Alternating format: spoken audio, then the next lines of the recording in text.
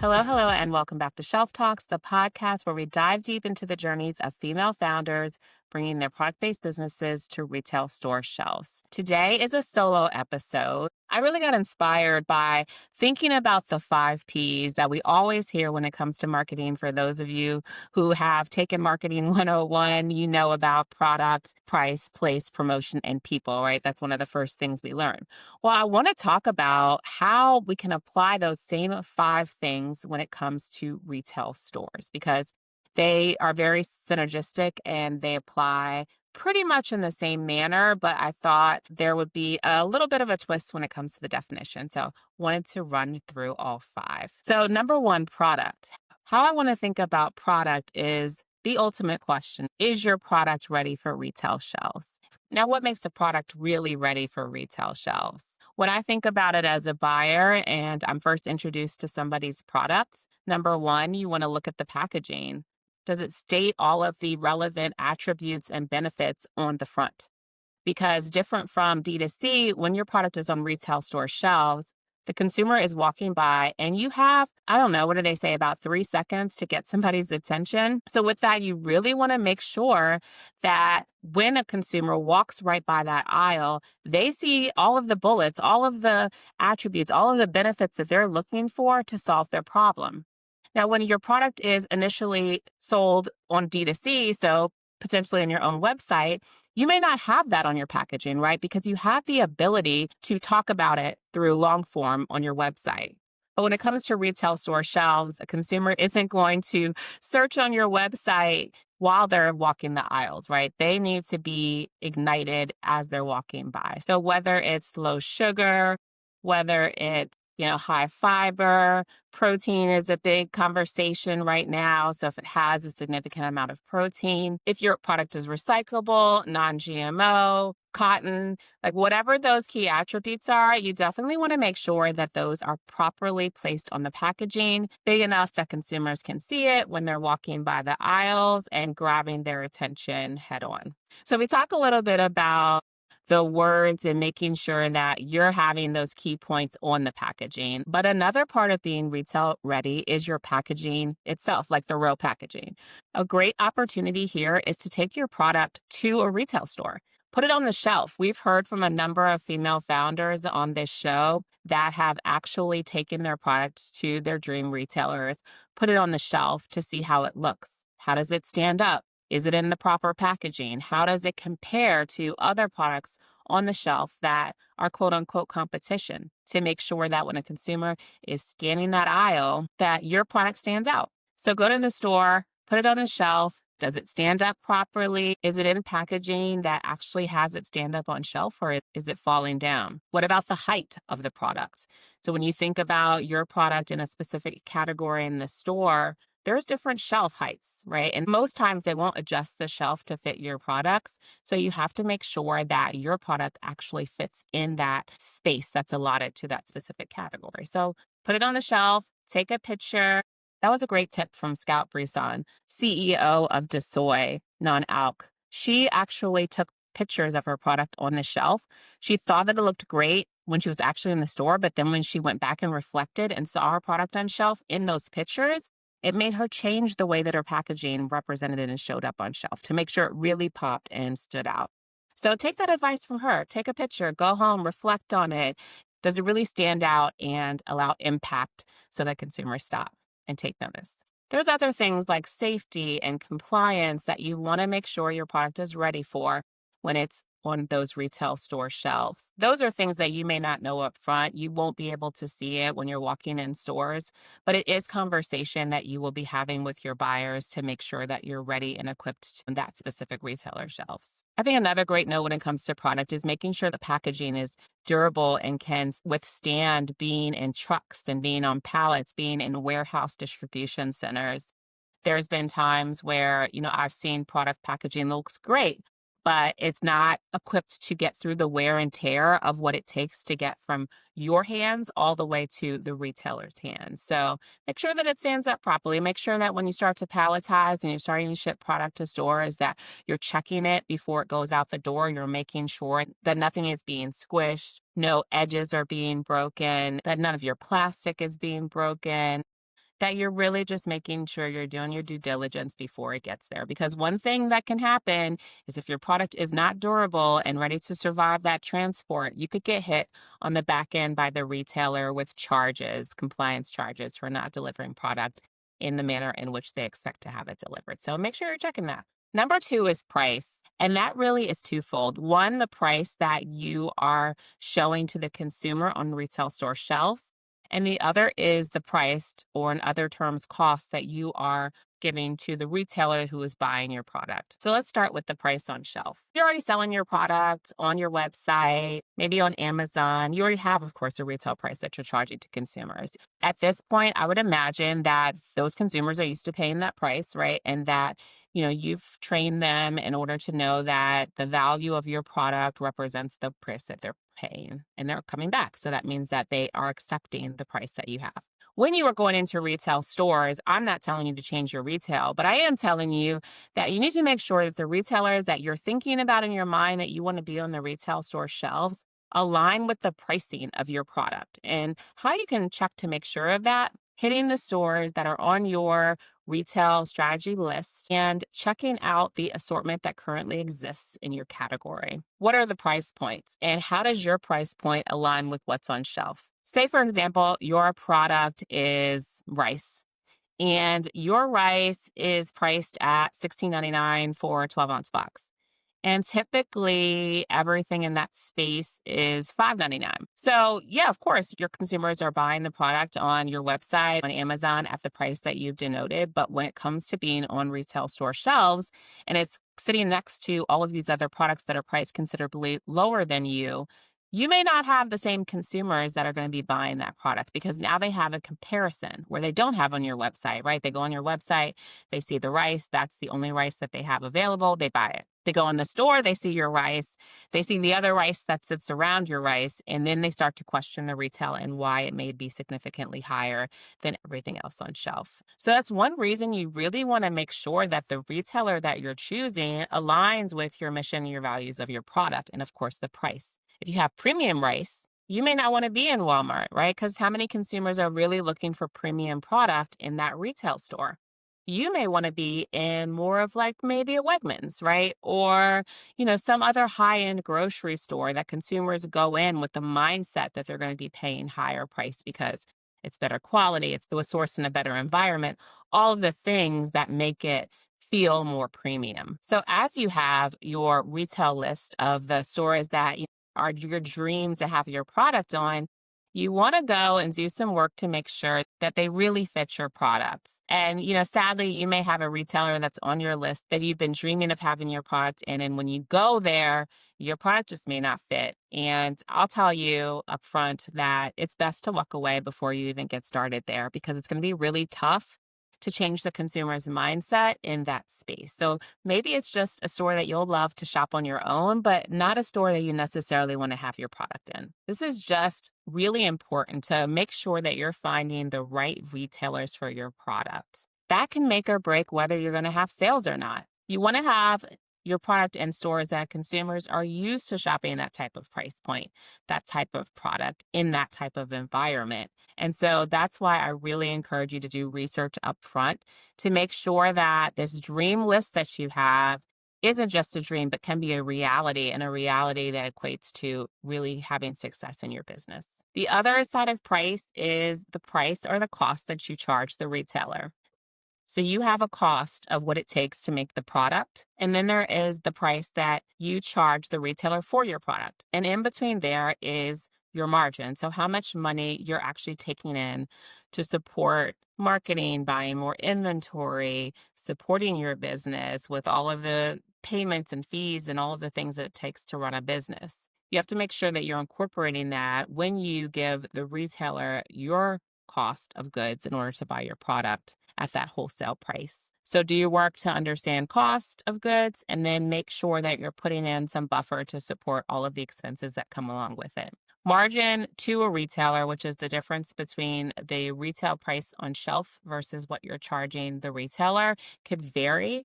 So you want to make sure you're asking upfront what your margin requirements are so that you can make sure it makes sense for your business. Number 3, place. So I'm equating this when it comes to the 5 Ps to the right retailer for your product. So, what's the right place for your product to be in? Step one is, of course, sitting back and thinking about all of the retailers that you already know exist in the world and writing a dream list of all of the ones that you want to be in. Step two is going to all those retail stores and checking out the place and space in which your product would sit to make sure that it fits in alignment. We talked about price. How does the price compare? What about the assortment and how big it is? Do they really have passion for your specific category? You can kind of determine that when you're looking on the shelf and you see how many products actually fit that set. Do they have a full wall of products? Do they have products that are in your same category, or are they all at the bottom of the shelf? That may say that that's not really an important category for them. Not to say that your product can't come in and change the category around, because I've definitely seen that happen, but it's a good indicator of where they sit today. It's also good to see not only the area in which your product is going to be surrounded by your competition, but who is your competition? And are there things that you can pull out before you pitch to a retailer to say that you are different than, you're added value to that wall, that you're going to gain new consumers and new traffic into that space because of the products that you're bringing to the table? It's a great time to really evaluate that and pull out what makes you different so that you can really stand out when you're talking about why your product needs to be on retail store shelves. On a side note, I know when we talk about retail stores, a lot of people think, oh, I want my product in Walmart, in Target, in Safeway, Kroger, Macy's even. But sometimes you also have to think about other places that make sense where your consumers shop. Maybe you have a coffee line and maybe you need to think about local coffee shops or bookstores, even those cat boutiques that are showing up. Maybe that's a cool place. Gift stores, hospital gift stores. So you want to think outside the box and not just think about the typical standard retailers that your product can be in, but maybe there's some boutique-esque places that you can really capture your consumer, and maybe it's a little bit less competition too. It's also opportunity for you to get in those places that are smaller and do some sampling, do some trial, talk about your product. Don't just think about retail being, the typical retail stores, but where else can your product stand out and live with people that eventually can be loyalists to your brand? Number four, promotion. I think this is one of the most important Ps, because when you're getting on retail store shelves, you can't rely on the retailer to be the one that's going to drive the traffic awareness and sales to your product. The onus is on you to make sure that you're capturing the consumers, driving traffic into stores, building the awareness about your product and the excitement so that consumers come in and buy. So this is where you have to have strong promotion. Marketing is also wrapped up in promotion. So I'm not just talking about making sure your product is 25% off on retail shelves, which is also important, right? So when you're going in those stores and you're checking out the assortment, you're checking out the category that your product is going to be in, you also need to check out the promotions that they're having around the similar products. Is the retailer that you're in more an everyday price pointed retailer like Walmart, where they really typically don't have sales, but what they do is have a very low everyday retail price. And they're going to want you to provide that very low retail price on shelf so that it matches competition and consumers buy. You may also, as you're visiting your retail stores, you may see a high-low price model, which means that your product may be priced at a high price, but it's always on sale. Maybe it's buy one, get one 50% off, or maybe it's 40% off very often throughout the year. This is called a high-low strategy. So you want to understand really what type of retail strategy your specific retailer has so that you are equipped to manage that. Because marketing and promotions definitely come at an expense to the brand. So if you are getting in a retailer that has that high-low model, and many times you may have to fund that high-low model. So you just want to be aware so that you are budgeting properly and you're making sure that you're signing up for those promotions, which can equate to you being in one of their flyers or on a commercial or whatever may be connected from a marketing standpoint on their side during that specific promotion. Like I said, promotion is also connected to marketing. So making sure that once your product hits that retail shelf, you have a marketing plan on how you're going to drive traffic into the retail store. Again, this is the one, if you've heard other episodes from me, I'm most passionate about, because this is where a lot of new brands that hit retail shelves kind of fall short, in all honesty. They don't have a solid plan that starts day one, and that quickly is connected to early performance. So whether that is having influencers talking about your product and being in that retail store shelves, if you are the face of your brand and you're showing up on social and your loyalists are truly connected to you, it's getting on social, talking about the product and being in those stores, getting people to go out and buy, you showing up in the stores. There's definitely opportunities in some of these retail stores for founders to go in and have like a pop-up day where you're in one of their retail stores and you're posting on social media to say, hey guys, on December 15th, I'm going to be in X store from 10 to 4. Come and check out, the new line, or, come and meet me and get a free X. That's a really fun way for you to get people that are already invested in your brand to come out to meet you, to buy product, to engage and get that connection that your product is in their retail stores. Some retailers will even use some of that content on their own social media. So don't be afraid to ask, hey, can I do a store visit? Or can I shoot content, making sure the product is there and giving away something free, which people always love, of course. Also, even outside of just going to the retail stores or showing up on your social media, doing things like ads driving traffic to retail stores if you have the funds to support something like that. Influencers, of course, are pretty big and can help in driving that awareness and traffic. Some other ways to really make sure that you're driving marketing promotion at the onset of launch is connecting with your email subscribers. So sending them out an email, telling them that your product is in those retail stores and to get out and shop. Any PR. One thing that I think a lot of people miss out on is the opportunity to do a press release, because that helps in just really driving some awareness that your brand is in that specific retailer.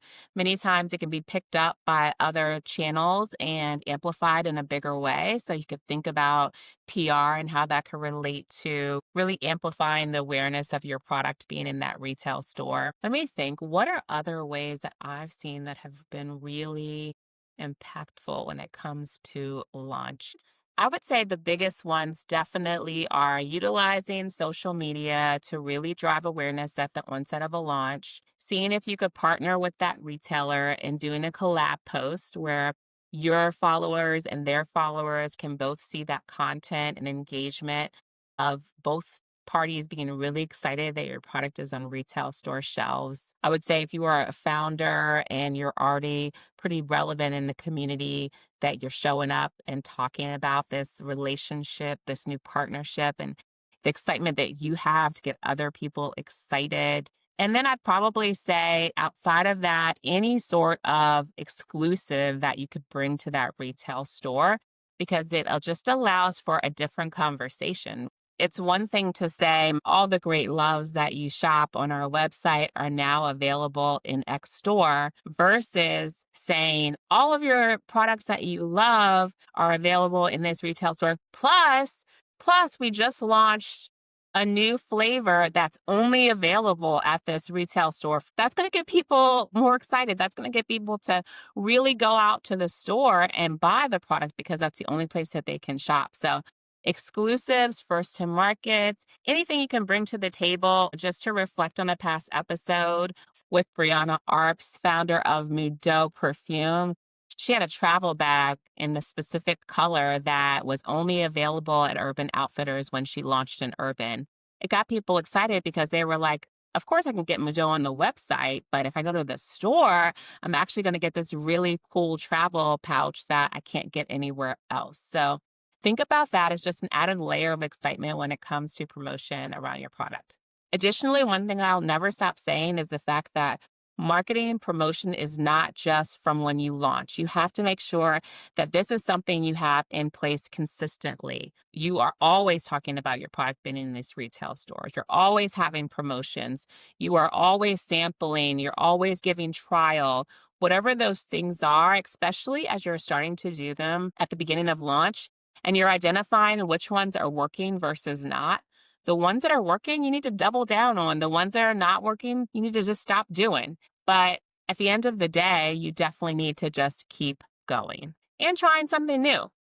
The ones I've listed aren't everything that you can do. Ask your buyer, what are some things that you've seen successful that other brands have done to really drive traffic awareness and sales? Buyers are great at asking this question because they've seen so many brands do it. They've seen what works, they've seen what hasn't worked. And some of the things that work in some retailers don't necessarily work in others. So you want to ask those questions to make sure that what you're planning aligns with the success that they've seen on shelf. The last is people. And when I talk about people, when it relates to retail stores, we're talking about your brand, we're talking about the customer, and we're talking about the retailer's team. So, one, your brand. One thing that's really important, especially when you're pitching to retail buyers, is your story. Your story is different and unique than any other founder or product on shelf. So buyers want to know this. They want to know why you started your brand, what inspired you to start it?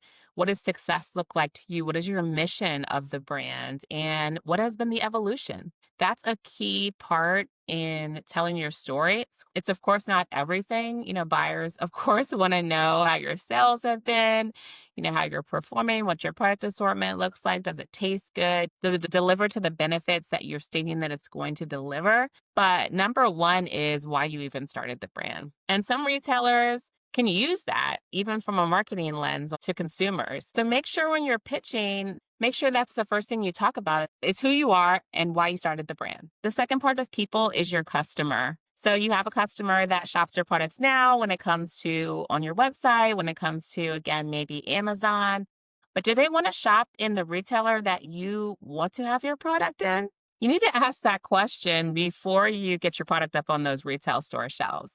So a great way to do this is through surveys, emails to your loyal consumers to ask the question, what stores would you want to see this product on shelves? Where would you buy it? What are the places that you shop today that can make it easier for you to find my brands? Another great benefit of asking your community where they will shop to buy your product is you can use that when you're pitching to the retailer. So say you're pitching to Kroger grocery store and you have Instagram stories, you have maybe comments on your social media, maybe you have a survey that you did that 80% of the consumers came back and said that they wanted to shop it. Well, you need to showcase that so they can see, hey, all my customers already want to shop to get my product. Make sure that they know it's a no-brainer to have your product on the retail store shelves. Doing something like a survey can also just help you get clarity on where the right retailers are for your product.